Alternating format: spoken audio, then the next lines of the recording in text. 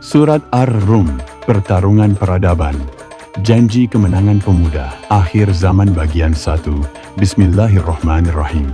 Assalamualaikum warahmatullahi wabarakatuh. Wahai yang berakal, pernahkah engkau merenung bahwa terkadang perulangan sejarah itu kekal? Ia hanya berganti penampilan, berpindah zaman, namun hakikatnya tetap kesatuan. Surat Ar-Rum bukanlah sekadar kronik kuno yang sudah tak sesuai zaman. Justru ia adalah naskah peradaban, skrip konflik dunia dalam kode ilahi yang terus mengalami pengulangan dalam siklus sejarah umat manusia sepanjang zaman. 1. Konteks turunnya surat Ar-Rum, Alif Lam Mim, telah dikalahkan bangsa Romawi di negeri yang paling dekat, dan mereka sesudah dikalahkan itu akan menang dalam beberapa tahun lagi. Bagi Allah lah urusan sebelum dan sesudah mereka menang. Al-Quran Surat Ar-Rum ayat 1-4. A. Latar sejarah. Bila dikaji secara radikal tentang penyebab turunnya Surat Ar-Rum, maka akan ditemukan sebuah substansi bahwa wilayah timur dan barat ibarat proton dan elektron yang terus memperebutkan neutron. Keduanya memiliki kekuatan yang besar, sehingga pihak yang kuat selalu ingin memakan pihak yang lemah. Sedangkan neutron adalah perumpamaan bagi Timur Tengah yang akan selalu menjadi titik panas. Kejadian ini seakan menjadi hukum alam yang akan terus berlangsung hingga akhir zaman.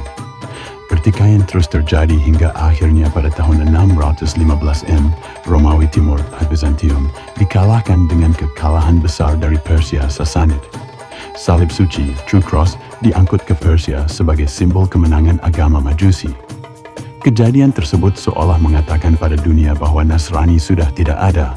Kaisar Heraklius terpaksa mundur hingga ke Anatolia, seolah menyeratkan pada dunia bahwa Romawi sudah tidak berjaya. Hal ini diakui oleh sejarawan barat seperti Edward Gibbon, The Decline and Fall of the Roman Empire, yang berkesimpulan bahwa kekalahan Romawi saat itu terlihat seperti titik akhir kejayaan Romawi. B. Reaksi kaum musyrik Mekah. Pada tahun 615 M, Rasulullah meminta suaka kepada Raja Najasyi, yaitu penguasa Habasyah yang beragama Nasrani. Permintaan itu disambut baik, sehingga menjadi kabar buruk bagi kafir Quraisy. Kekhawatiran mereka adalah Rasulullah menjadi dekat dengan Nasrani, sehingga eksistensinya akan dikuatkan Romawi. Karena itu, kaum kafir Quraisy bersorak gembira ketika Persia mampu mengalahkan Romawi. Mereka mengolok-olok kaum muslim agar mental para sahabat yang masih lemah karena baru berhijrah jatuh dan kembali pada kekafiran.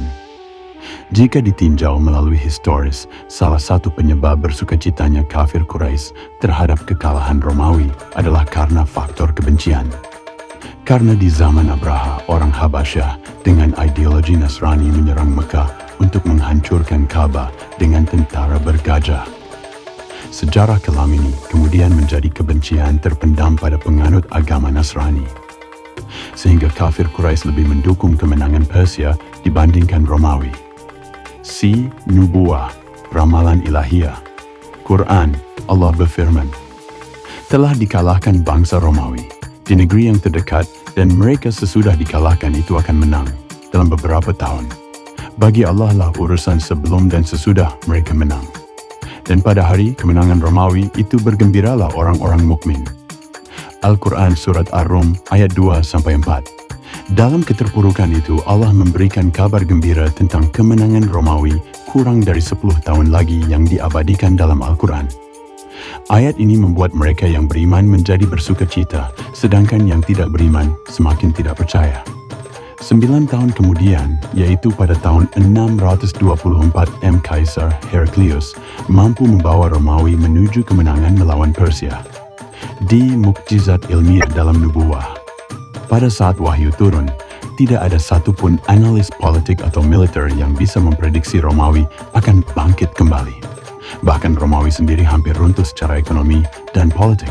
Hal ini akan tampak sangat jelas jika kita mengulang kembali sejarah Romawi beberapa tahun sebelumnya. Diawali dari renggangnya hubungan antara militer dengan Kaisar Maurice yang memangkas anggaran militer, namun tugas militernya ditambah. Akhirnya memicu konflik internal yang dimanfaatkan Phocas untuk melakukan kudeta. Ada dendam pribadi yang melatar belakangi pemberontakan tersebut yang terlihat jelas ketika Phocas berkuasa, lalu lakukan eksekusi brutal tak hanya pada Maurice, tapi juga pada 5 putranya. Kudeta Phocas membuat kekuatan Romawi terpecah dan perekonomian melemah. Walau Maurice adalah kaisar yang tidak populer, namun jasanya menjadikan Khosrow II sebagai pemimpin Persia di masa itu tidak bisa dipungkiri. Eksekusi brutal itu dijadikan alasan Khosrow II sebagai pemimpin Persia untuk membalas dendam kematian rekan politiknya terhadap Phocas. Memanfaatkan peluang ini, Khosrow II memulai perang besar Byzantium versus Sassanid yang berlangsung selama 26 tahun. Phocas kewalahan secara militer dan politik sehingga lahir pemberontakan Heraklius pada 610 M. Pemberontakan tersebut membuat Romawi semakin lemah sehingga 10 tahun setelah dimulainya pertempuran, Damaskus dan Yerusalem ditaklukkan Persia pada 614 Masehi. Salib suci direbut dari Yerusalem sebagai simbol bahwa Romawi kalah bukan hanya dalam militer yang ditandai dengan perebutan wilayah, tetapi juga secara ideologi dengan tanda direbutnya salib suci. Jika melihat fakta sejarah, maka berita kemenangan Romawi atas Persia yang diinformasikan Al-Quran menjadi tak masuk akal. Ditambah penegasan bahwa kejadian itu berlangsung kurang dari 10 tahun akan semakin tampak tidak masuk akal. Maka dapat dipastikan bahwa berita kemenangan Romawi dalam Ar-Rum adalah mukjizat yang akan telah dibuktikan secara ilmiah melalui sejarah. Pembuktian logis dan teologis. Allah berfirman, bagi Allah lah urusan sebelum dan sesudah mereka menang. Al-Quran Surat Ar-Rum 4, artinya Allah lah pengendali sejarah dan waktu. Kekalahan dan kemenangan hanyalah sarana ujian, bukan akhir dari cerita. Sekuat apapun manusia berusaha, tidak akan pernah bisa merubah yang telah ditetapkannya. Secara logika, jika Al-Quran adalah buatan Nabi Muhammad, maka ramalan ini sangat berisiko untuk dimasukkan ke dalam Al-Quran. Karena apa? Bila ramalan itu tidak terjadi kurang dari 10 tahun lagi, manusia akan berbondong-bondong meninggalkan Islam. Dan Al-Quran tidak akan dianggap lagi sebagai firman Tuhan. Namun karena ramalan ini terbukti dengan kekalahan Persia pada 624 M, maka ini memperkuat bukti validitas kenabian dan keilmiahan Al-Quran. Fenomena paralel Romawi dan Muslim. Mungkin saja salah satu penyebab turunnya surat Ar-Rum adalah fenomena paralel yang akan terjadi antara Romawi dengan Islam.